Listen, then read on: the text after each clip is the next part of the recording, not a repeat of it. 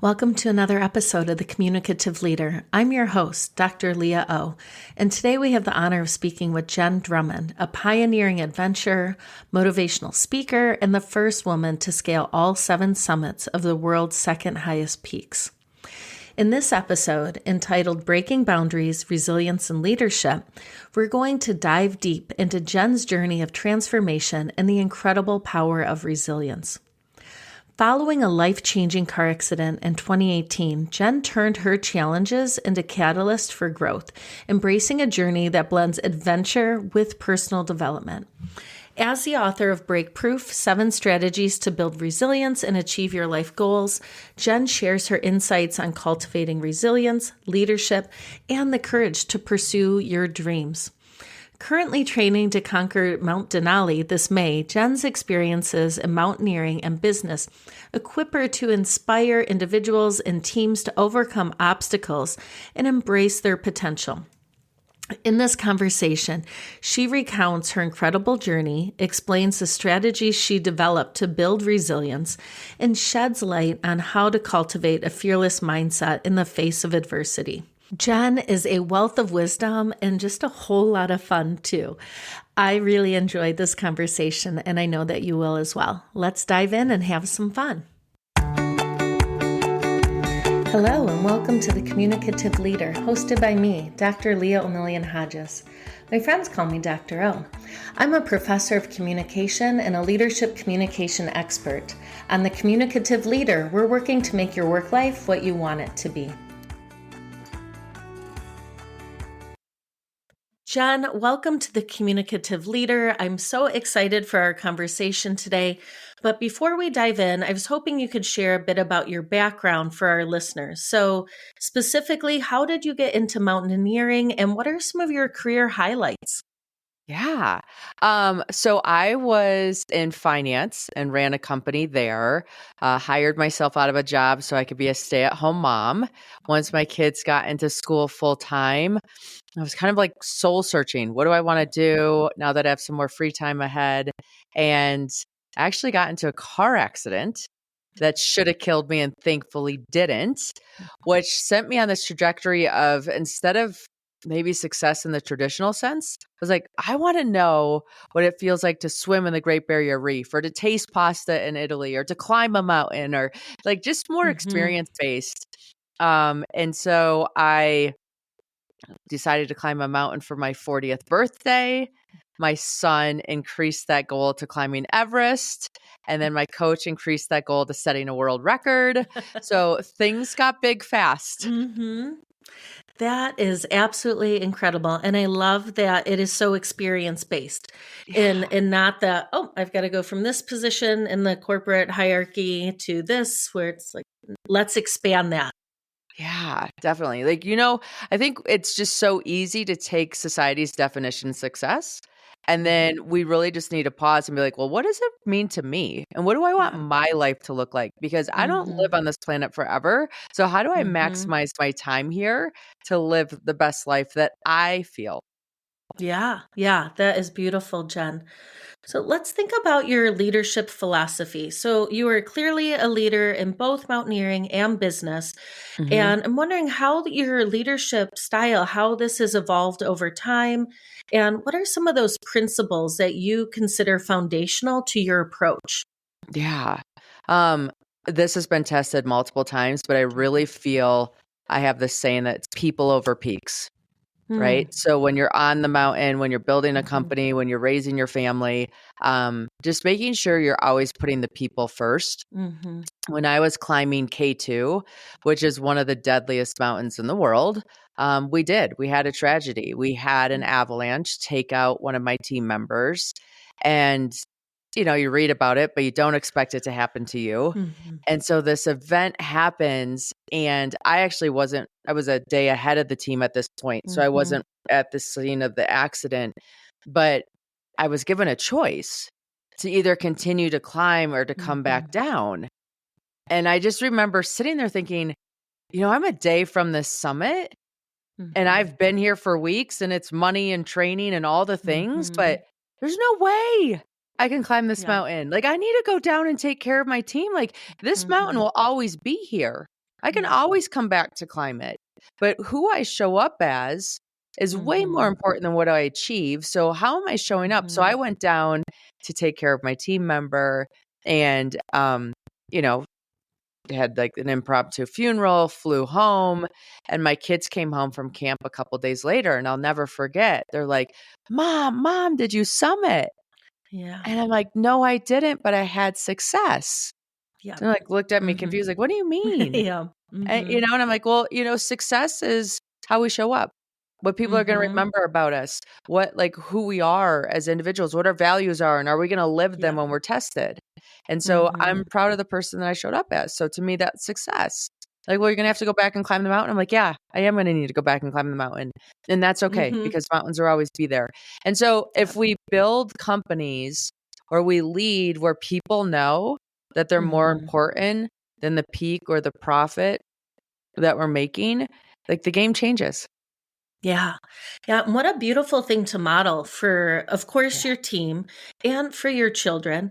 And I think people underestimate how much that modeling kind of has roots and goes out, because then your kids too, they might not say people over peaks, but I'm sure you see instances when they're making that right choice, and your team members too, the way that they're showing up and caring for others. So I really want to raise up that amazing leadership example, Jenn. Yeah, thank you. Thank you. So let's talk about your book. So, Break Proof: 7 Strategies to Build Resilience and Achieve Your Life Goals. Can you kind of talk us through the inspiration for this? Yeah, I think what happens is you have this life altering event, which for me was the car accident. For other people, it could be like a job change or kids exiting the home or having kids. Like there's these Yeah. like pivotal moments in our lives that are like lines in the sand. And when I was building on this world record, I realized there's so many analogies from mountaineering that go into regular life and building a business. And so I wrote the book to the me before and just said, okay, listen, here's things that if you were to set out and start a company or build a family, or you're going to achieve an Everest-like goal, there's these things that are going to happen on every journey. And if you're prepared for them, then you're going to be better able to handle them when it shows up. And you're like, oh, okay, this is why I'm feeling this. Here's what somebody else did to get through this section. Maybe that will work for me. Yeah. Yeah, that is so powerful. Yeah. Those lessons you wish you knew, but then also helping people, it doesn't mean that moment is going to be magically easy or Right. not feel like a challenge, but you're not blindsided. So Yeah. going in, you're so much better positioned to be successful.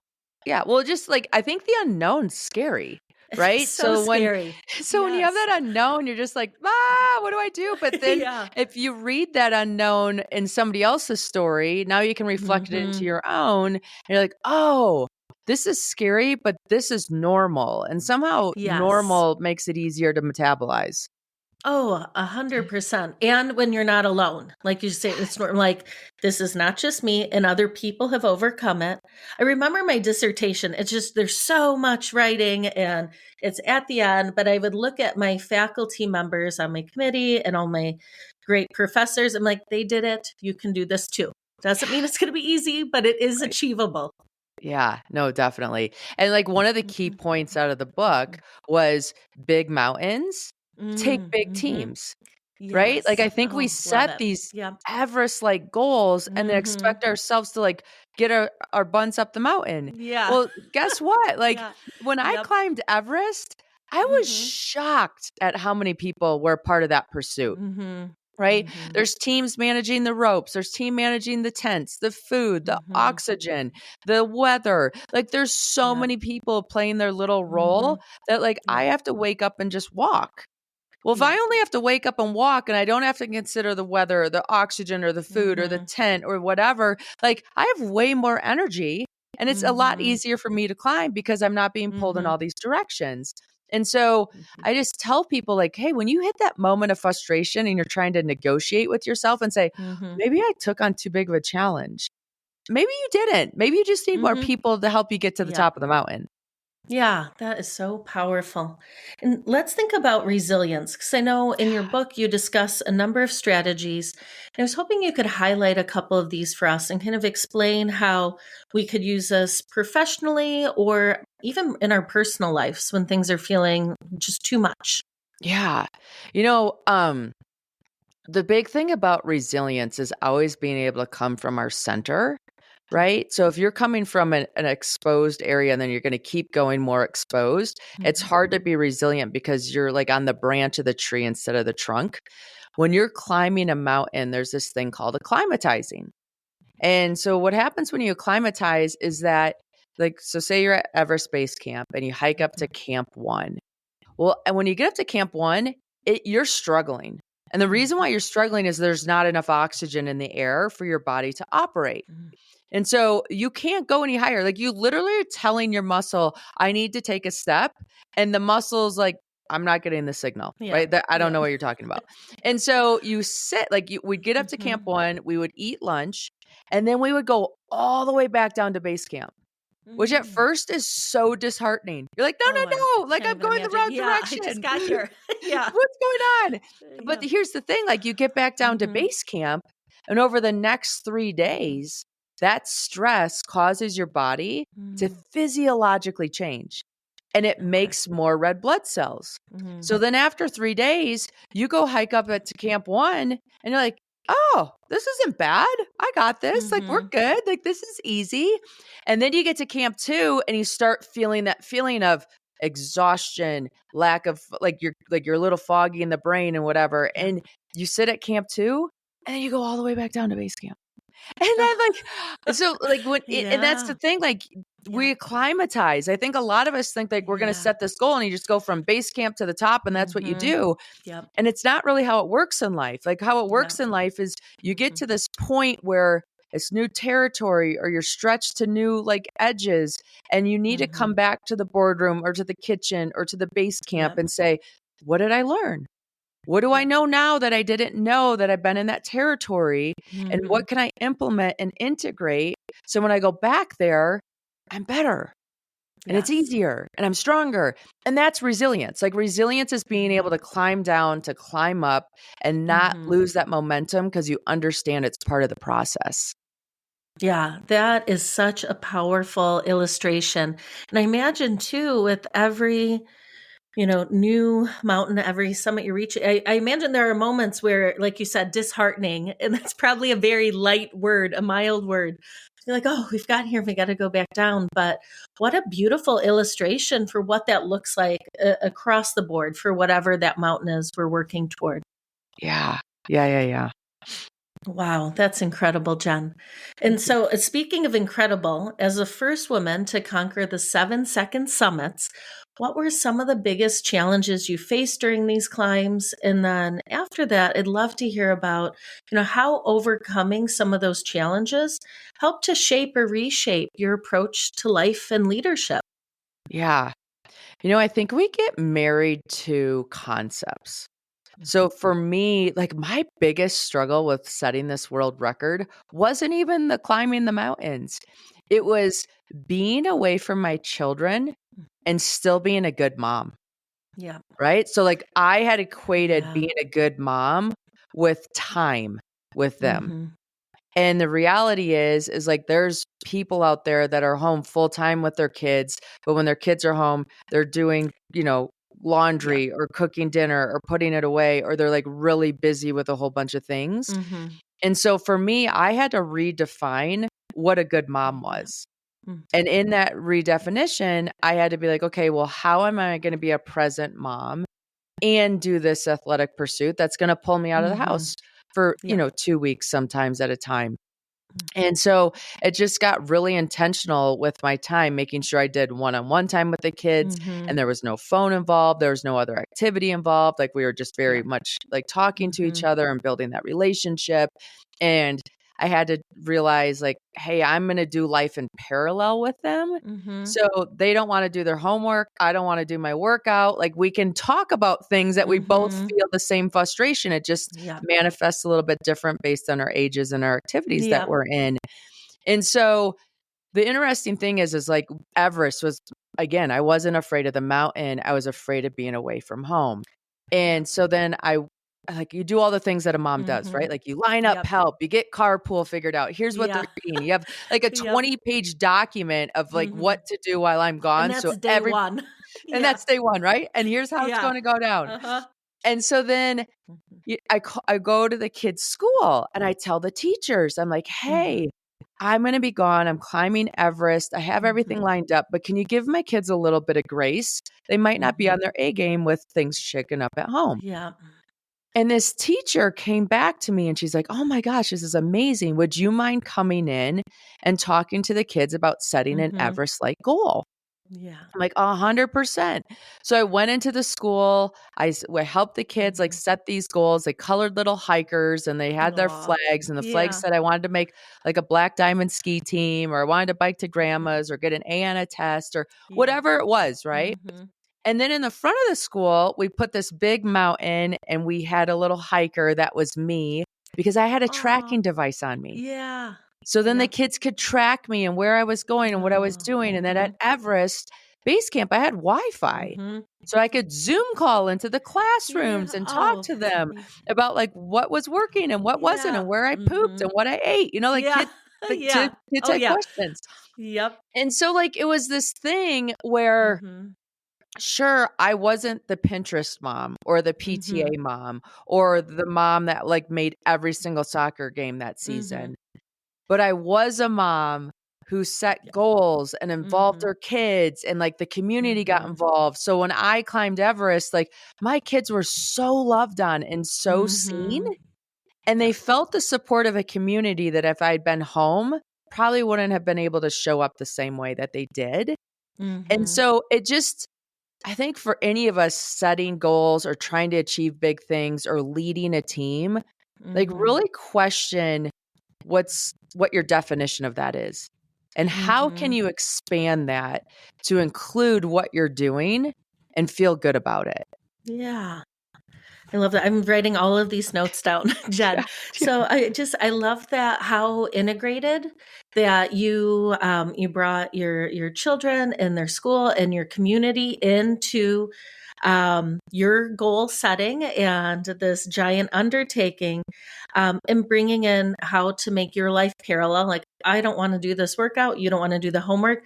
It's Yeah. okay. Because a lot of times we just need someone to say, like, yeah, it feels really tough right now, or like, that stinks, but we can Yeah. still do this.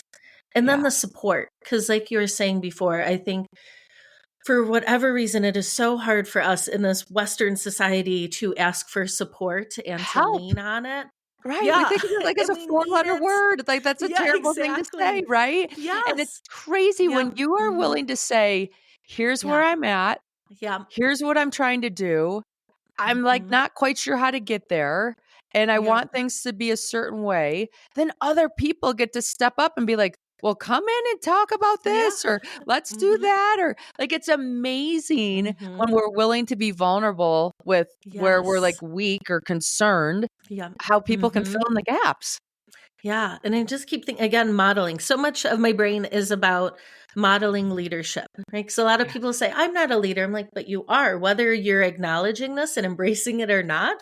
But showing them the value of support and not just your children and your family, but the whole school and what this means for the classmates and other families going through things, recognizing that if I say, hey, we've got this or this, that people will show up and support and celebrate them.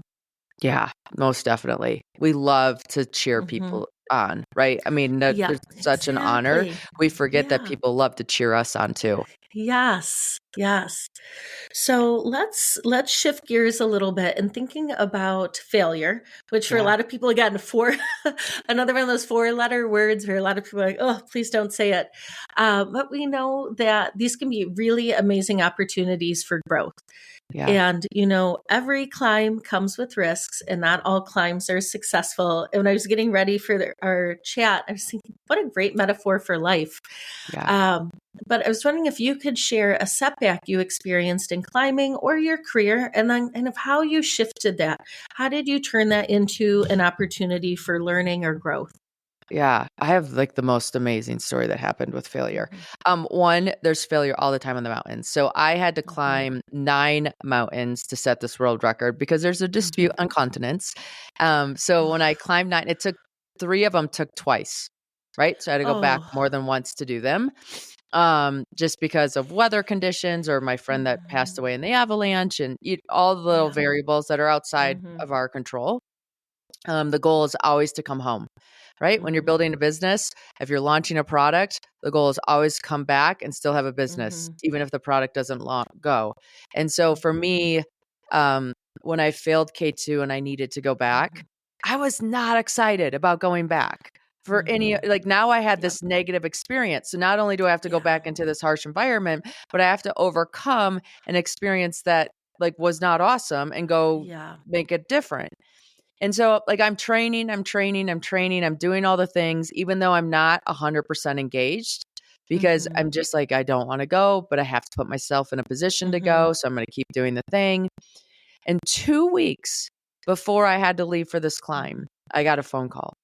And the phone call was from an individual who had been training to climb the mountain, but didn't have the resources to make it happen.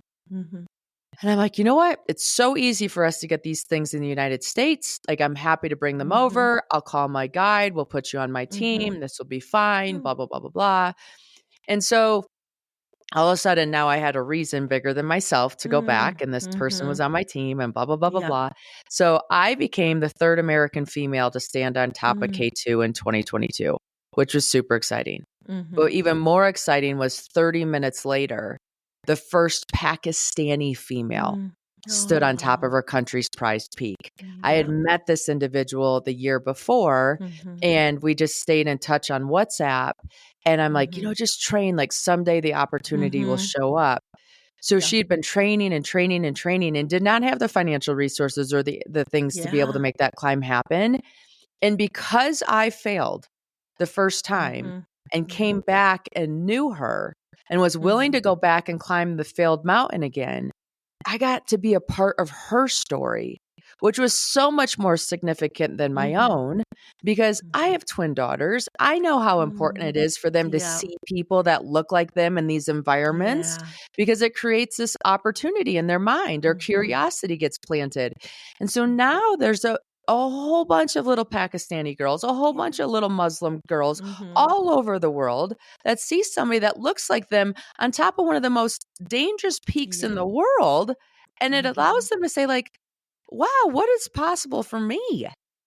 And so, Yes. like, failure a lot of times is just this thing that is either slowing us down to bring other people with us, causing us to be like, hey, maybe there's a redirect, or maybe we need to come back with more resources, more knowledge, a different day.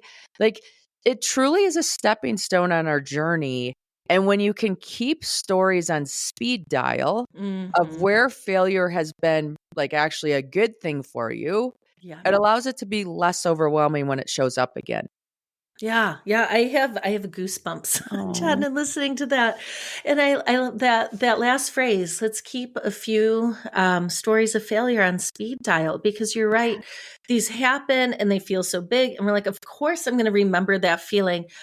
But a lot of times we don't because we kind of get lost. We get bogged down in the current failure or hardship or obstacle, and we can't see clearly. So I love that idea of kind of keeping that on the ready just in yeah, case to remind yourself that this is probably going to be a springboard. We might not see how now, but it's right. likely going to help us get a place we did not anticipate before.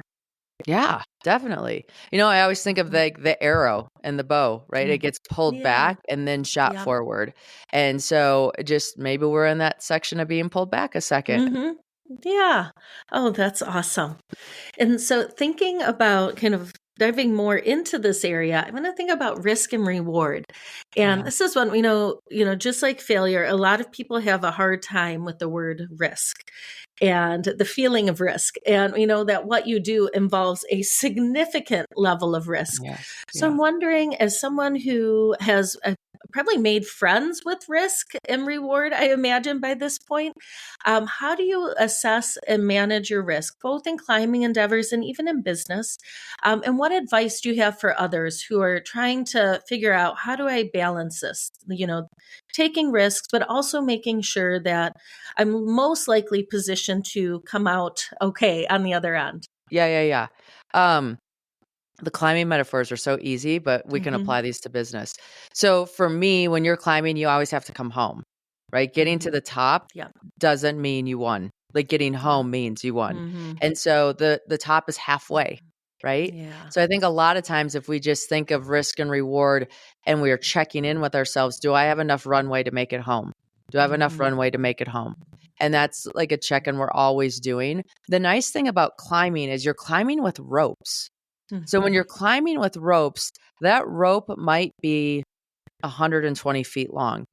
Okay. So the first person goes, they set the rope, and then the next person comes to them, and now you have like all the rope together again. When you're together again, you're now at a position where, is the weather still favorable? How are we doing energy wise? Do we have enough fuel? Do we have enough, like, is there enough daylight? Is like, it gives you this automatic check-in Yeah. before you go pull the rope taut again for 120 feet and then do the next section. And so in business, I think it's doing those check-ins. What does it look like at the end of the week or the end of the month or the end of the quarter? Like, there's spaces that we can see if things are starting to get derailed, and we want to make sure that we're making those corrections early and often to stay on direction. Like if you think of an airplane and it's going from Salt Lake City to Detroit, like if it gets off 1 degree early on flight, like it's not landing in Detroit anymore, right? So it has to keep course correcting based on what's the weather doing? What's the wind doing? Is it blowing me off course? And can you like just readjust? And so I think it's those check-ins that we build. Climbing has it automatically with ropes. We have to set it up weekly, quarterly, monthly to make sure that we're on track and keep evaluating our risk reward. Yeah, that is so helpful. And I think you're right. I think there are other areas of our life when you were talking. I was thinking about years ago with our first child, brand new parents, we'd be like, the wheels are coming off. And that was our phrase, to be like, are they hungry? Do they need to be changed? Like, what did we forget? Are they cold? But in work, like you're saying, a lot of times we don't recognize until like the wheels are completely off. We Yeah. skidded out in this fantastic failure. But I think you're right. It's figuring out, is it at the end of each week where I do a quick check-in? Is it in our meetings, adding in a devil's advocate to say, what are some potential consequences? But it is funny when you said that I'm realizing that, yeah, there are a lot of areas in our life where we do naturally have these check-ins, but we tend to overlook that in traditional business settings. Yeah. In my personal life, I have this like little thing, I call it a trigger meditation. And every single time I touch a doorknob, I stop and I take a deep breath and I ask myself, am I on autopilot right now or am I on intention right now? And I think so often we just get on autopilot because that's what we've done and that's what we're doing and blah, blah, blah, blah, blah, that we forget to like get curious and be like, is this even what I want to be doing? That's like the beauty of vacations is you break pattern. And so then you come back and you're like, okay, well, wait a minute. Why were we doing it that way or whatever? So I do think that intentional break of pattern allows you to evaluate the pattern and see if you want to continue it. Yeah. And I love bringing in the curiosity too, because I think that so many times we fall victim to shame then, like, why would I have done that? Why did I? And being curious is, what's a better approach? Yeah. Or how can I do this differently? Or if I am on autopilot, why? Right? How do I change that? Yeah, I love that. That with the doorknob, I'm gonna be thinking about that, and I imagine it'll probably take me a few days, and then I will be doing it. Yeah, no, it's funny. Like So we even do helpful. it as Yeah. we have this red light by our house and I'm on the short side of the red light. So I always got the red light and I'd be so angry and bitter, like, oh my God, I got the red light again. Yeah. And then finally one day I had the aha moment of the red light doesn't care that it's red. Only I care that it's red. And I'm writing this story that's keeping me stuck and miserable every single time I hit it red. I'm like, I'm going to change this. And so we now call it our gratitude light. And so now every Love it. single time we hit that light red, it's a cue to be, okay, what am I grateful for right now in my life? And Yep. we all have to say it out Yep. loud, whoever's in the car, and then we go Mm-hmm. to the point where sometimes if we hit it green, the kids are like, oh, we don't get to Oh, do our that's what I gratitude, was we hit just it green, thinking. right? You're like, Yeah. how did that narrative change? So it's Yeah. just that interruption to keep us on track. Yeah. Yeah. I love that. And such a great gift to give to others around you and yourself. Yeah, So, definitely. Jen, let's dive more deeply into communication. And leadership communication is my happy place. And I know communication, especially in high pressure situations, is critical. Yeah. So, how has effective communication, how has it played a role in your climbing partnerships and Yeah. teams? And then after that, what are some of your takeaways for professionals? What can they learn from your experience with communication? Right. Well, I'm in life or death situations with Mm-hmm. communication. So it's a Mm-hmm. critical. And what it has really taught me is to just be raw and honest, right? Mm-hmm. Because then everybody knows what they're dealing with. So, for example, I need to know if you're cold. I Mm-hmm. need, like I need to know if you're tired or sore or Mm-hmm. thirsty because we need to address that before it becomes a problem. And it's just, and if somebody's gone before you, right, they'll be like, okay, around this corner, the wind comes. So do you have Mm-hmm. enough layers on right now? Are you ready to handle the wind? Because we're going to be in it for this amount of time. So maybe layer up or layer down or do whatever. And when you are climbing, like I'm 115 pounds. I am Mm-hmm. not able to carry a whole bunch of weight up the Yeah. mountain. There's just no way. I Yeah. don't have a big enough frame to do it. Mm-hmm. But I am short. So I do have a low center of gravity and I can Mm-hmm. dig. Like I can dig out a Mm-hmm. flat tent ground like nobody's business. A lot easier than somebody who's like 6 foot, 180, right? Yeah. And so just being really honest with here's what I'm good at, here's what I'm not Mm-hmm. good at, here's how I'm feeling right now, and we're ready to Mm-hmm. go. And I think when we do that in business too, and we have the courage to say, I'm really good at making the PowerPoint. I'm Mm-hmm. not good at doing the copywriting. So can Yeah. somebody else do that piece? Or I'm really Mm-hmm. good at this. Can you do that? And just really let everybody play a piece to the Mm-hmm. puzzle. Yeah. Yeah. I love that because then everyone's shining in the areas that they are, a top strengths and Yeah. not feeling like they're trying to limp through an area that they're already uncomfortable with. Yeah, when you're in your zone of genius, like life's Mm-hmm. good, it's fun. Like Yeah. this is where I'm Yep. at. So how can you build your day to have more of your life in that zone of genius and Mm-hmm. who else can complement you so that as a team. I have a podcast and I interviewed an astronaut a Mm-hmm. little bit ago and it was interesting. There was 18,000 people that applied to be an astronaut in her astronaut 18,000. class. And they Wow. take 18, okay? And they take 18 and it's like Uh, they always have to have a doctor on the team. They always have yep. to have a Yep. mechanical engineer on the team. Mm-hmm. They always have to, like, you could be the most amazing person ever, but if they already picked the type of doctor they need, you're not on the Yep. team because Yep. they filled that spot. And so Mm-hmm. it doesn't mean you're bad. It just means like it wasn't the synergies of the skill sets that Yep. everybody needed to do.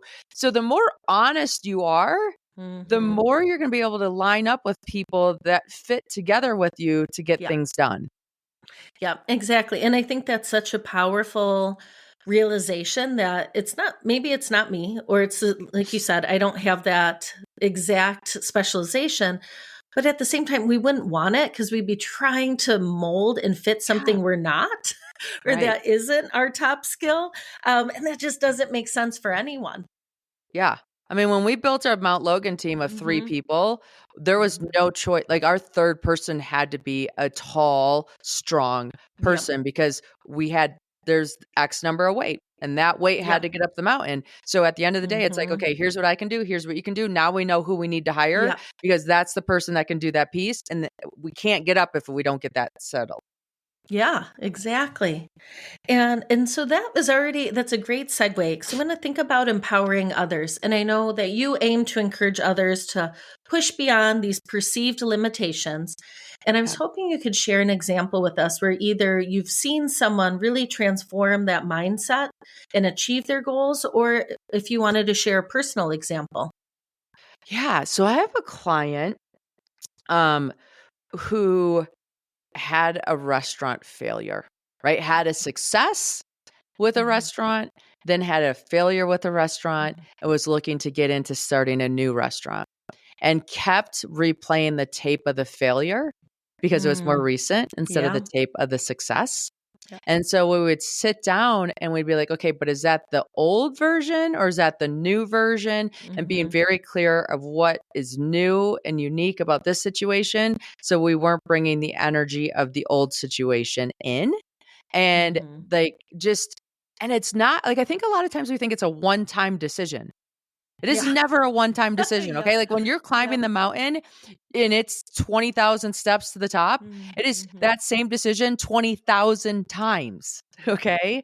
And so Yep. for these people, like when you're doing something, it is that decision every step, every day, multiple times to get to where you're going. And whatever you need to do to remember that or to do that or to whatever. But this now third restaurant, most successful of all of them. Right? Yep. Yeah. Yep.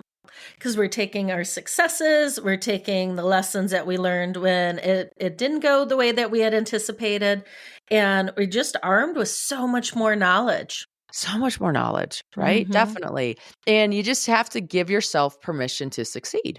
And, Yep. and you have to be your biggest cheerleader because things are going to come at you. It's going to be hard. You can't Yep. be hard on yourself. Like you need Yeah. to build yourself up so that you're ready to handle what comes your way. Yes, I love that's what I always tell my kids. I'm like, it's hard enough out there. We don't need to do this to ourselves. Like, Right. you need to go Exactly. in like fully present. Yeah. So, this question, this should be, I'm really excited. This is a fun one because we know that you're preparing to climb Mount Denali this May. Yes. And I'm wondering, what are some of your key goals or intentions for this particular climb? And how does it fit into your broader vision of personal growth? Yeah. So Denali is, I'm so excited about this climb because it's the highest point in North America. And to have a world record and to have like the highest point in your home base feels Yep. so good. Um, it's fun because now I've kind of built a name for myself in the Mm-hmm. industry. And so people want to climb with you. You know, when you first Yeah. start, you're like, Oh, yeah. here's who I am. Like, Yeah, please, like, I please. promise Yeah. I'm a hard Yep. worker. I hear And- ya. Yeah. yeah. And so now it's fun to be on the other side of the table Mm-hmm. where people are like, oh, Yeah. I'll do it, or I want to be on your team or Yeah. whatever. So that's Awesome. cool. And here's the thing, like, I know I'm going to get to the top of Denali. Mm-hmm. Maybe not this year. Okay. Like, I'm not going to be Yep. arrogant and fight Mother Nature or Yep. whatever delivers that way. But Mm-hmm. I know I'm going to get to the top of that mountain. And so, since I'm committed to getting to the top of that Mm-hmm. mountain, now my energy is focused on how do I make it fun? How do I Yeah. bring other people along? How do I, like, Yep. what can I do to expand this experience Mm-hmm. so it's not just mine? And I think Yeah. when we don't have that commitment, then we're like constantly negotiating with ourselves. Should we turn around? Should I go to the top? Should we turn around? Should I go Yeah. to the top? No, no, no. That decision's been made. So when Yep. that decision's made, now all my energy is how do I make it fun? How do I Yep. elevate others? How do I bring you along on the journey? How do you learn from me so this experience is all of ours, not just mine? Yeah. And that's where the real joy and fun comes. Yeah.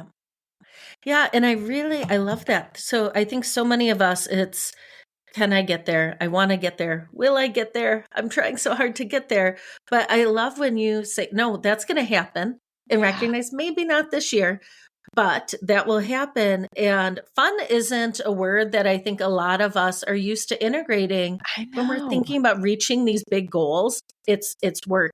It's hard. It's challenge. It's sacrifice, right? Those are the words.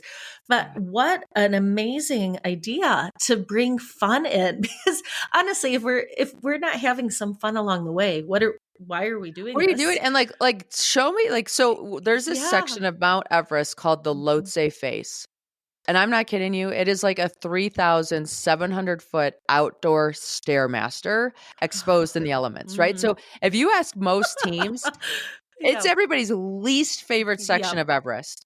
Okay. Mhm. You have to go through it. So we knew Yep. we were going through it and we knew Mhm. it's everybody's least favorite section. So that was a challenge to me. I'm like, okay, Yep. how do we make this a fun section? Yes. Right? Yep. And so we each took turns leading in that area, and whoever was at the front of the line had to tell jokes, had to sing songs, had to tell stories from their childhood, like had to entertain us to break the monotony of the task of one foot in Yep. front of the other. And then when they got tired, they went to the back of the line, and then somebody else would like lead with song or jokes or stories or whatever it was, right? To just, it kept the morale up. We were giggling, we were Yep. having fun. And I'm telling you, the team who's having fun versus the team who's like, we got to do this, like, let's go. Yeah. It's a different energy. Oh, And yep. it's like you have so much more endurance when you're having fun. Yep. Yep. Yep. And I'm sure it's like creating extra reserves of energy and just thinking about the power of the mind when it's not how am I getting my next foot literally in front of the other foot, and you're thinking about telling a joke and laughing about a bad joke. That is a fundamentally different experience. Definitely. And I love too, when you were sharing that, I was thinking about, I think so many times kids get it right. Right. They Yes. know how to, they're out there in recess when it is freezing, but they're still having fun, or in the rain or in the mud, and they're, navigating friendship dynamics where their teeth are falling out, which is so hard. But they're still finding a way to have a blast while doing it. And I think that's amazing that you're able to do that, recapture that as adults in arguably one of the hardest situations that there is. So, Yeah. who And you just have to would do catch those yourself. to Like, you? believe me, I'm not Yeah. perfect at it Yeah. because, like, on Mount Logan, you have to make igloos around your tent because otherwise the wind will Will rip blow your up. tent and it will, Oh. like, you'll die. Right. So I Yeah. was like, Yeah. I have to make an igloo to protect the tent from the wind. Like, so at first you're like, oh my God, this is so exhausting. I'm cutting out Yeah. ice blocks. I'm stacking them. I'm Yeah. freezing. I'm mad. And blah, blah, blah, blah, blah. Mhm. And I'm like, wait a minute. If I was 5 years old, this would be the Yes. coolest thing Yeah. ever. Like, Yeah. I get to Making play an actual outside igloo. and make Yeah. snow forts. Are you Yeah. kidding me right Yep. now? And so, like, then when you go into it, you're like, okay, I'm making a snow fort. That's a different energy. And it Mhm. makes this task that's miserable at least a little more tolerable. Yeah. Oh, that is amazing. Yes, I love that. So, Jen, I have our two final questions for Yeah. you, which I've just really enjoyed this conversation, and I'm sad we're coming to end, but this is the way we end all of our episodes of The Communicative Leader. So, we think about a pragmatic leadership or communication tip, advice, or challenge. And the first part is for our titled leaders out there, like our managers, directors, CEOs. And then the second part of the question is kind of advice, the tip or challenge for employees at all levels across all industries. Okay. So, as the leader, I think if you give yourself like, before you go into the meeting with the people, Mm-hmm. get really clear on the intention of the meeting. Not only what do you want to deliver, but how do you want people to feel? And I think that makes a big difference in how the meeting goes. And when you consider how you want them to feel, like say it's constructive feedback, but you want them to feel empowered, that's going to help you deliver it in a way where you're getting the message across, but you're letting them leave empowered, not defeated. Yeah. Right. Yeah. And then as a employee, like say where you want to go or what direction you want to be. Like, hey, someday I want to be a manager, or someday I want to go do this, or I'm really interested in learning about this field, because people need to know. They don't get to live in your head and understand that. Mm-hmm. So as I know, as I'm a leader, I like to know what my Mm-hmm. employees are interested in or what they're curious about or what gets them excited. But it's hard for me with all the things going on to remember to ask. Mm-hmm. I love it when they share it. Like, hey, this is what I'm doing this weekend, or this is what I'm excited about. Because then I can file that in my brain and be like, oh, Mm-hmm. guess what? So and so likes Taylor Swift. So Yeah. that if something comes up in the future and I see something and I whatever, and I Yeah. can like it cues me to think of Yeah. them, then I can show them that I care about them in ways Mm-hmm. that I wouldn't if I didn't know that. But as the employee, you need to lead with that information. And when you start leading with that information, you start becoming more of a leader. Yes, and I love these. And what I really love about these, Jen, is that I think the best advice is the simplest.